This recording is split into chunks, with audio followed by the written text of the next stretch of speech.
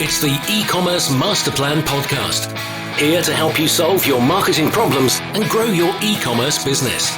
Cutting through the hype to bring you inspiration and advice from the e-commerce sector and beyond. Here's your host, Chloe Thomas. Hello and welcome to our latest episode. I'm Chloe, and as it always is, whether it's your first time listening or you've listened to all 300 plus shows we put out there, it's awesome to have you out there tuning in because I create this podcast to help you. And if you're not listening, I can't help you. Simple as that, really. In today's episode, I'm talking to a one-person e-commerce business, a business which does both bricks and clicks. So they run events as well as running their website. We've got some great tips around that, some tips around how to find your products, all kinds of good stuff. I really enjoyed this interview, so I think you're going to get a lot out of it too.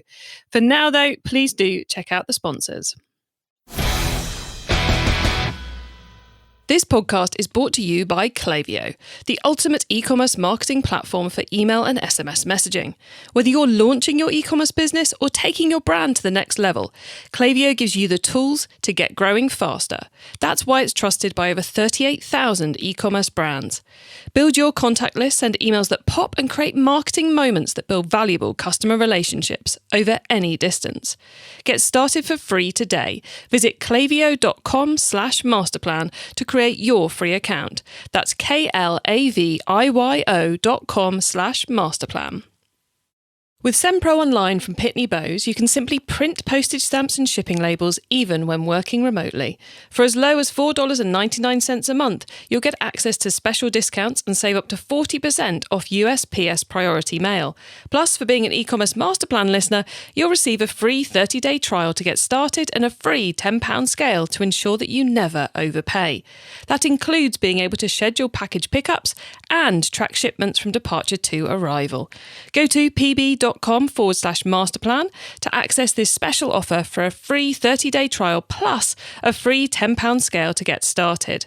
That's pb.com/masterplan to experience savings in your shipping costs with a free trial of SendPro Online from Pitney Bowes. And now to introduce today's special guest. Karen MacDonald is the founder at Blomma Beauty. She founded the business in 2018 to help customers find all natural and organic beauty products. Karen's clearly found a successful formula as the business is growing at 500% year on year. Hello, Karen. Hi. How are you doing? I'm good, thank you. Very happy to be here. Yes, I'm excited to have you on too. Now, I've just given the listeners a very quick overview of you in your business, but how did you get started in e-commerce? So my sort of history is I was a retail buyer for many years, starting at Fenwick department stores and finishing up at QVC teleshopping. So I worked for lots of different types of retailers in my time as a buyer and bought lots and lots of different categories. And I started my career slap bang in the middle of the recession. So it was a really interesting time for bricks and mortar, but also switching to e-commerce. So I got lots and lots of experience in kind of different types of retailing from that and how to navigate a sort of unpredictable customer base and shopper experience. And when I was buying at QVC, I started buying skincare for them. And I chose during that time to make the switch to a natural and organic routine. And from a personal perspective, I found it really difficult to find products, try them and know that I was making the right decisions for my skin versus a kind of conventional high street, beauty hall environment. And this kind of didn't marry up. I'd read somewhere, I think it was through the Soil Association, that there were more and more natural and organic brands coming to market. And I was like, there's just something missing here. And so I wanted to start a company that would bring these new independent brands to the forefront of the consumer, mind, but also team that with an experience that was slightly different to the high street, which was, very changeable. And so I came up with the idea for the business that we would host pop-up shops, events, and then also have an online store to kind of get a holistic retail business out of natural and organic beauty, essentially. it's an interesting mix, isn't it? The pop-up rather than permanent retail and online. And I think one of the reasons it kind of makes perfect sense for a business like beauty, because when you found the right product, you don't have to keep going back to check it's still the right product. You just want to keep buying it. So if you can get people in on those pop-up events to explore, to find, to discover, then it makes sense that then you don't have the cost of physical retail to keep them as customers in the long term. Yeah. It seems like quite a clever way of managing the cost base. Yeah, I think there's a few elements at play within that. Is that beauty is very experiential. You know, people want to feel the products, smell the products, see what they're like on their skin, how their skin looks.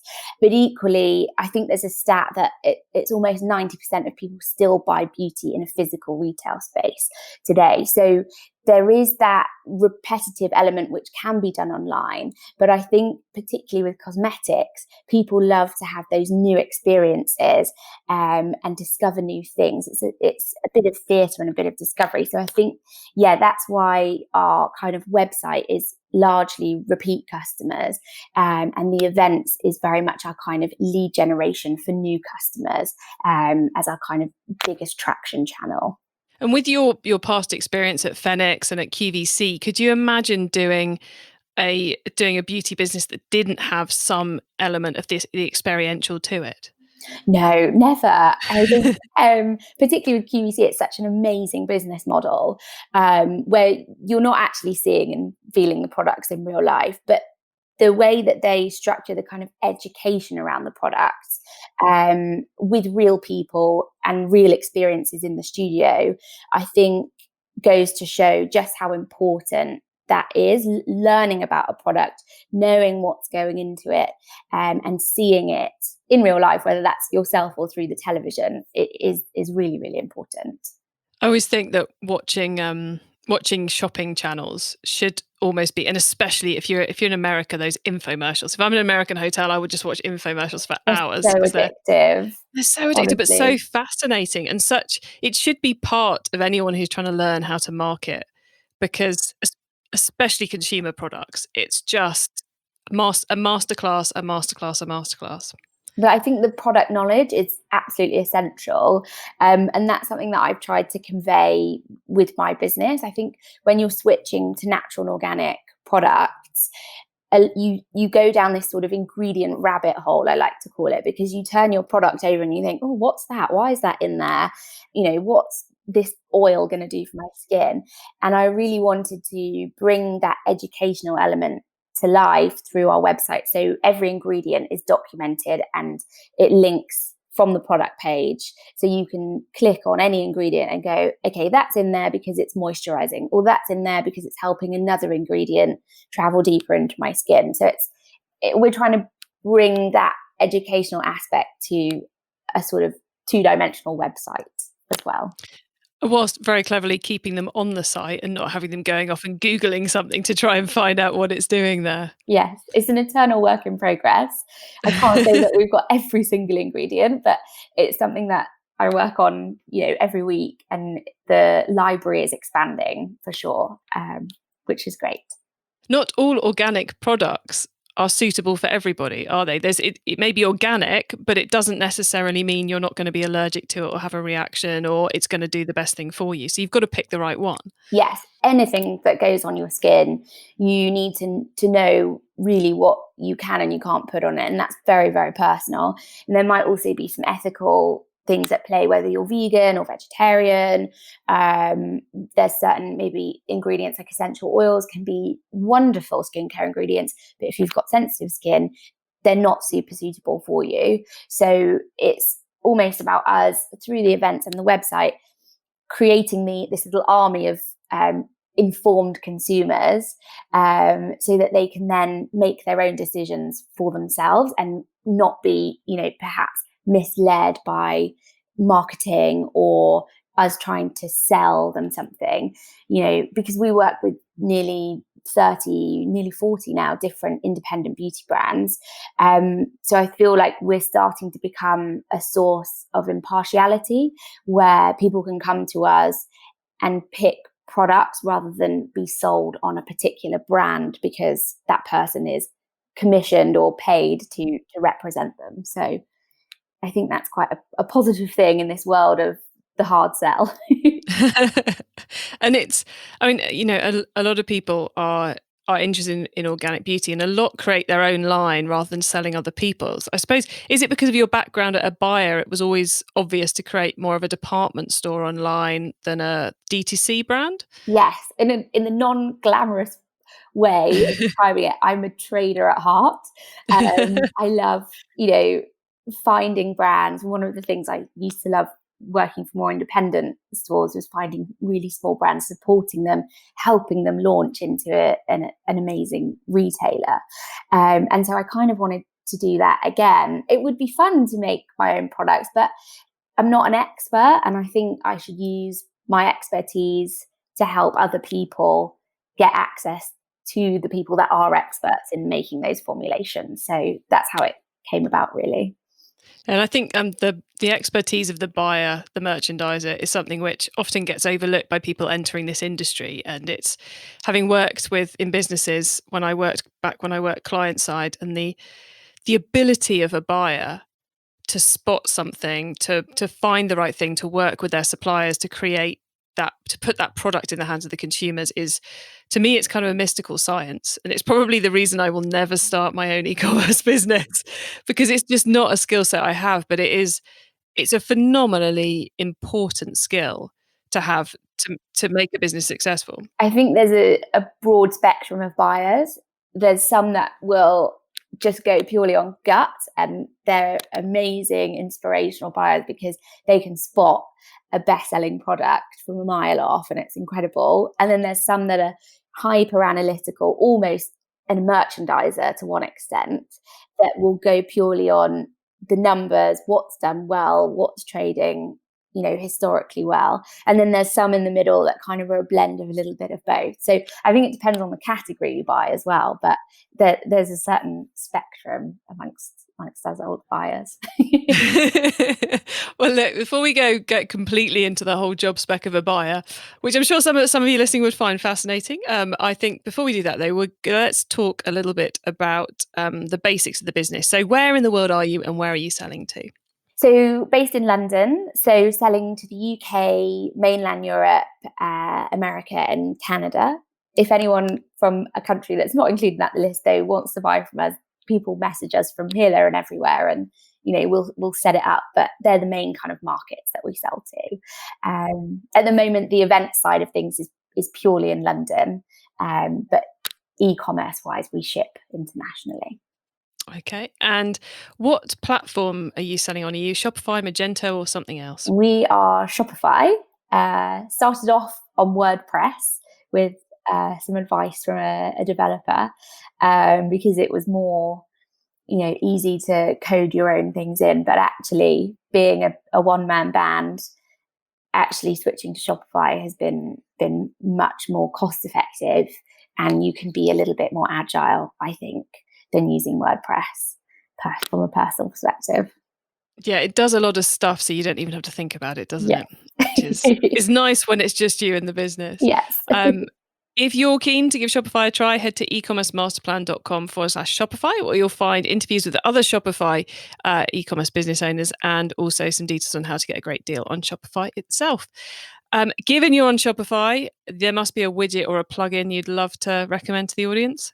Yes, there's a few that I use. I mean, from a more recent perspective, the whole switch in GDPR, I think, has been good because Shopify just kind of handles that for you. You just get a little add-on. Whereas for other sites, you would have to, write your own documents and things like that and upload them. And it was, quite complicated. It was quite a complex legal requirement now. But I've just started using SEO Optimizer.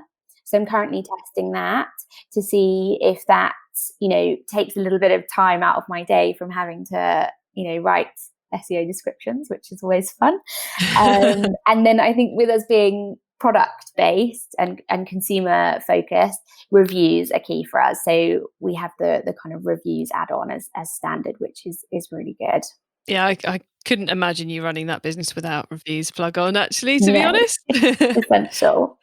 And we mentioned it's just you in the team. So I guess first off, are you doing everything, or are you outsourcing anything? Pretty much everything. My partner also helps out quite a lot. He's in marketing, so a lot of our assets will be created by him. Because of the scale that we're getting to with the events now, we've done 11 events in 18 months. I'm looking at outsourcing some of the event planning side of things to an external agency, which actually is focused on sustainable events, which is really key for us because sustainability is quite a big part of our company. So yeah, just in talks with someone from that company at the moment, and it's hard letting that aspect go because it was the beginning of the business, but I think you have to realize what you can't do yourself anymore, and that's one of the things that I think we're going to have to start outsourcing. It's a continual wrenching process, that. Yes. And it's the fun part too. So yeah, it's a shame, but it means that they can be bigger and better, hopefully. And you just have to realize that you might have to give a little bit up to make something greater. So I suspect that the first time you go to one of your events where you haven't had to stress about whether the cupcakes have arrived or not, and you walk in and there's just customers having a great time and everyone's got a cupcake, you'll be like, oh, it was worth it. I tell myself I told you so. Yes. And are you doing your own pick, pack, and dispatch, or have you got that outsourced? Yeah, at the moment I am doing that myself. But I've come up with, I have a little drop off that's like right next door. Being in London, it's quite easy. I think if I was more remote, it might be more difficult. But as well, our products are all quite small. They all tend to go into 2 different sizes of boxes. I used to work for a logistics startup as well that did such a service for small business. So I kind of know the sizes that you need. So I think where all of our products are quite consistent in size, it's not as difficult as if we were shipping lampshades and cushions, for example, where you would need 10 different types of boxes. It's quite easy to just do that for an hour every day and get everything out. And the products are quite nice and small as well, aren't they? Which helps. So yeah, storage is not really an issue. And we do keep, when we have a store or an event going on, we do keep the stock here in my home office and in the store, and we dispatch straight from the store. But other times when we don't have an event or a store on, we operate direct dispatch with the brands. So they are also picking and packing.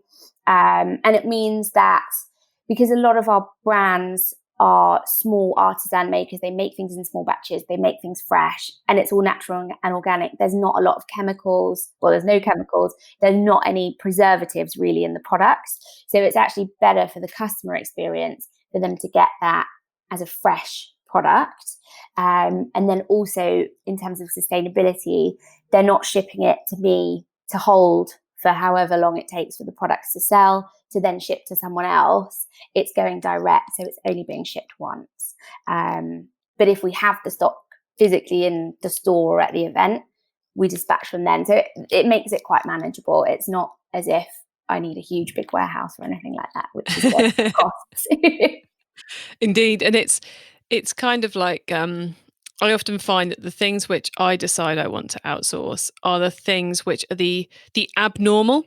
So, you've kind of like, you've got your steady day to day and the things you do day in, day out, and that's quite manageable. And then you get the abnormal things like a launch or something which in your case, like the event, it's like, these are big and spiky, and in the number of hours they take up and the amount of focus they take up. So getting those off makes everything else better, because you're able to focus on stuff day in, day out, rather than suddenly being consumed by something abnormal. Yeah.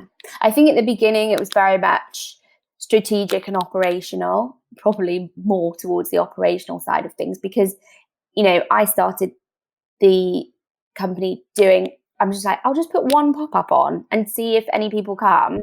And then I was like, well, I'll do another one because it did quite well. And, it just kind of grew organically that way. So it was very much like that became my day to day. And whereas now the business has evolved, that we have, a longer term store, we have the website, we have the pop-ups, plus all the kind of managing of the brands, sourcing the products, all of that. The events actually now become much more strategic, and therefore we have a format that I can say, this is what it needs to look and feel like. These are the key strategic points that I want you to hit. And then, I'm trusting someone that's an expert can go out and do it probably far better than I ever could, not being an event planner. So yeah, you're right. It does evolve as the business does. So. But it's like you've been hands-on, perfecting it, testing it, optimizing it to get it to a point where you're like, right, this is our formula for pop-ups. Yeah.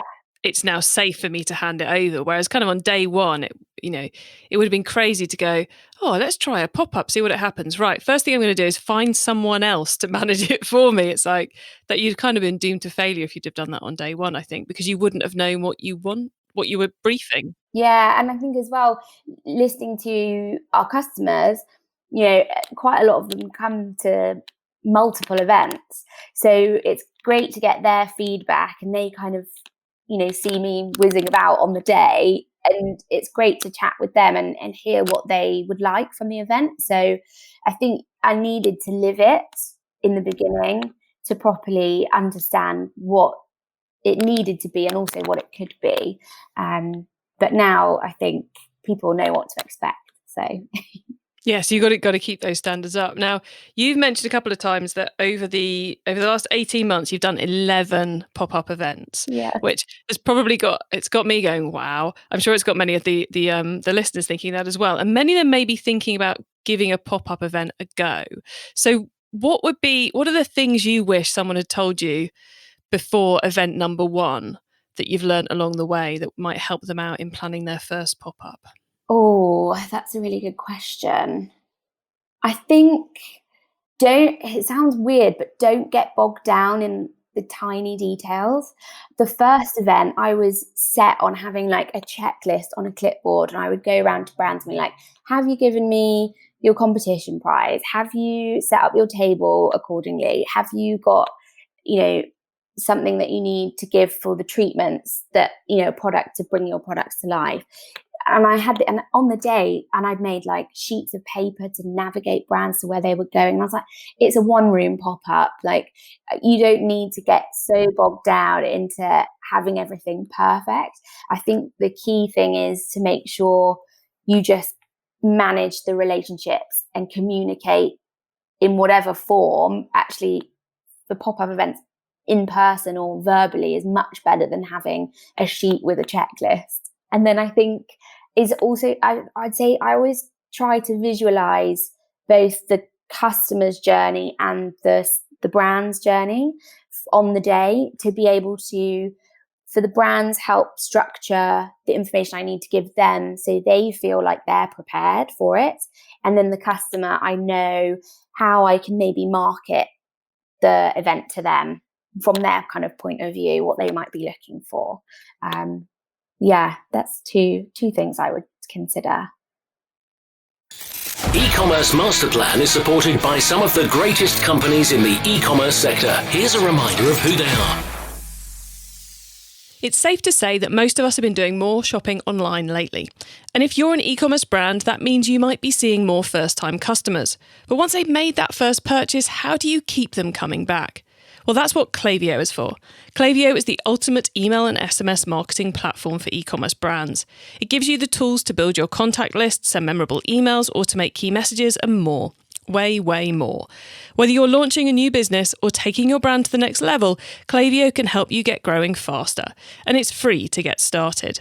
Visit klaviyo.com/masterplan to create your free account. That's klaviyo.com/masterplan. With SendPro Online from Pitney Bowes, you can simply print postage stamps and shipping labels. even when working remotely. For as low as $4.99 a month, you'll get access to special discounts and save up to 40% off USPS Priority Mail. Plus, for being an e-commerce master plan listener, you'll receive a free 30-day trial to get started and a free £10 scale to ensure that you never overpay. So you can calculate the exact postage online, print from your PC, and avoid trips to the post office. Go to pb.com/masterplan to access this special offer for a free 30-day trial plus a free £10 scale to get started. That's pb.com/masterplan to experience savings in your shipping costs with a free trial of SendPro Online from Pitney Bowes. It's time for the top tips round. So Karen, you've just given us your top tips about preparing for our first pop-up events. We're now going to do the top tips round. So are you ready to give the listeners ever more advice? Yes. Okay, the book top tip. If everyone listening to this podcast agreed to take Friday off and read a book to make their business better, which book would you recommend? It would be a book called Traction, which basically my old boss gave it to me to borrow. And I just thought it was another one of those, how to market your business books. But actually, it was incredibly captivating, really easy to read. And it was almost about streamlining what you're doing. I think we were talking earlier about when you're on your own running your business, you wear many hats. So you do everything. And I think the same can be said with how you market your business. You think, I'm going to do emails and I'm going to do Instagram and I'm going to host events and I'm going to pay for someone to do my SEO. But actually, it tries to help you cut out the noise and focus on what is really working for your business. I keep referring back to it still now. I think it's a really, really useful book and it helps. I think it's still got legs as your business grows, because what is relevant traction for your company at the beginning is not necessarily, if you become, like I would like to be the Space NK of organic beauty, for example, a couple of years down the line, the traction that we need to gain will be vastly different. So I really recommend that book to everyone. There you go, top recommendation there. And the traffic top tip. Which marketing method do you either prize above all others or think doesn't get the press it deserves? I'm probably going to be a bit revolutionary here, because I think for my business, e-commerce is very competitive. And so if I just had the website, I would say, it's things like social media, say like Instagram. We sell a lot on Instagram and I use Later to kind of publish products and stories and things like that. But actually, the most worthwhile marketing channel for my business, and I think it goes back to the fact that it's beauty and people want to experience it, is hosting these stores. We've just launched a 3-month store in London. And actually, for what I'm investing in that, I will get more of a return. I already have seen more of a return than if I was to put that same money into purely online only traffic generation. So it's maybe a little bit of a rebellious answer, but that actually going old school and being face to face, engaging with customers, getting them to touch and feel and experience the products actually works wonders for getting that customer back to my website at a later date. A great answer. I love that. I always love a bit of offline marketing. Always very powerful. Okay, the tool top tip, maybe a collaboration tool, a social media plugin, a phone app, or just a way of working. Is there a cool little tool you use that makes you and your team more efficient from day to day? I am really loving Later. It's an app that helps you schedule your social media posts. And it's got some really good tools already in the kind of free package, which is you can have link in bio instead of using a different scheduler and then having a link in bio app together. It has both in one. And that's actually been really great for helping people get to our blog posts, helping to get to particular products. And I see a lot more click-throughs now from social now that we have a link in bio than if I'm amending it every time to be a different link.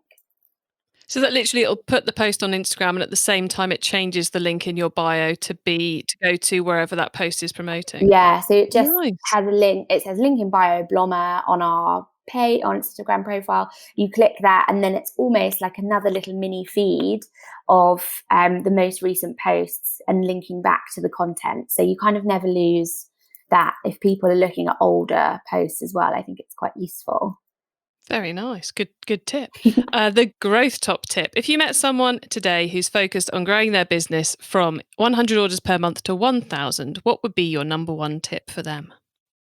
I think it's not to underestimate the cost of shipping. And I mean the total cost of shipping. Like, we use maize chips, we use recycled cardboard boxes. They're not cheap. The tape that we use is recycled and recyclable. That's not cheap. And then obviously you've got astronomical costs of postage. I think there's some, particularly from an independent brand standpoint, there's the big players that people have come to expect free shipping. I think if you're marketing your business right and you're creating these genuine relationships with your customers, don't be afraid to stand firm and try to obviously limit the cost of postage where you can, but don't be afraid to stand strong and not give away that shipping for free, because actually as you scale, that can really affect your cash flow. It can really affect your profit as well. So I think that's the advice I would give. Great. More great advice. Karen, thank you so much for all your advice today. Now, before you go, could you please let the listeners know where they can find you and your business on the web and social media, please? Yeah, so you can find us at blommabeauty.com, which is our website. And then we're on Instagram, which is Blomma_beauty. And Blomma is spelled Blomma. And then also, if you do like any of our products or you want to delve into organic beauty, we are giving massive e-commerce masterplan listeners 15% off with the code masterplan15. Perfect. And thank you very much for that. That's very generous of you. Karen, thank you so much for being on the podcast today. It's been awesome chatting with you and finding out about your business. And I have a feeling you're destined to great things. So maybe in a year or so, you'll come back and tell us how it's gone. Yeah, no, I'd love to. Awesome. Thanks, Karen. Thanks.